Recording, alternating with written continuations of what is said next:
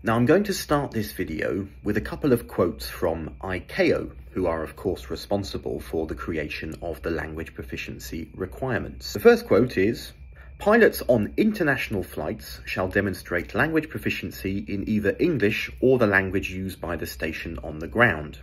That's from the ICAO website, their FAQ section. Because language use is so closely tied to a community's sense of national and cultural identity, language policies always require sensitive management. So those are just a couple of quotes from ICAO themselves, who created the language proficiency requirements, which essentially admit that English is necessary, but not always. Now we come to the EASA texts relating to language proficiency, which are, as most of you know, FCL055. And FCL055 paragraph D says this: "Holders of an IR shall have demonstrated the ability to use the English language at the appropriate proficiency level as defined in Appendix 2 to this annex." So why am I quoting these two texts? The reason why I'm quoting these two texts is I'm regularly confronted with pilots who have never really used English throughout their flying career because they've only worked for national operators or they've been flight instructors.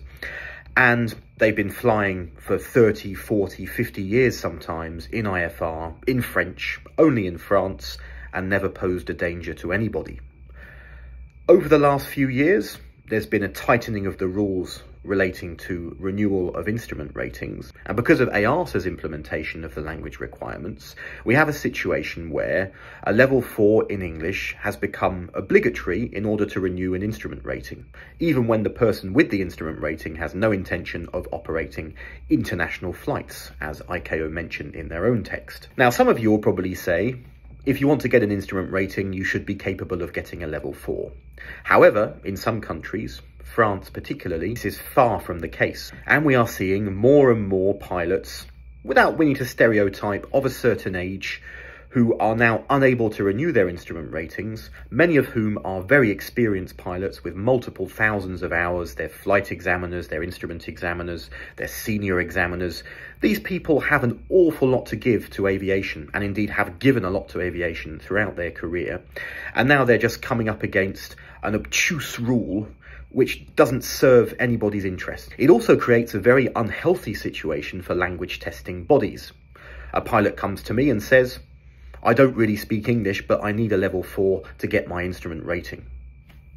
Unfortunately, I can't give somebody a level 4 who isn't really a level 4. That's just the way it is. However, other testing bodies or other independent language examiners may have fewer scruples, or may indeed want to take a more pragmatic view. So we end up with unfair competition between testing bodies who do their job seriously and testing bodies who are prepared to break the rules on some occasions to help somebody.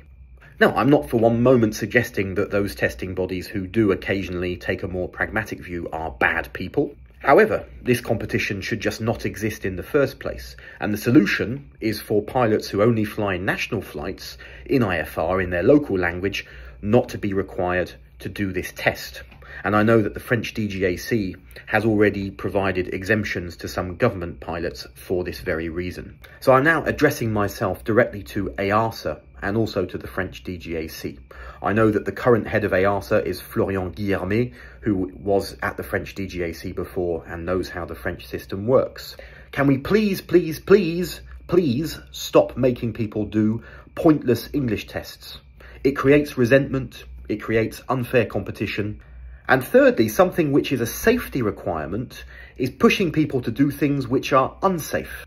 Because if these pilots are unable to get a real level 4, they're going to find themselves a level 4 by unscrupulous means, or they're going to just stop flying or stop instructing, which is really sad because these guys have a lot of experience, or they're just simply going to carry on flying in IFR, but without doing any training or any kind of competency checks. The whole situation at the moment, unfortunately, is just perverse. It's creating an awful lot of bad feeling among a certain community of, shall we say, slightly older, very experienced pilots.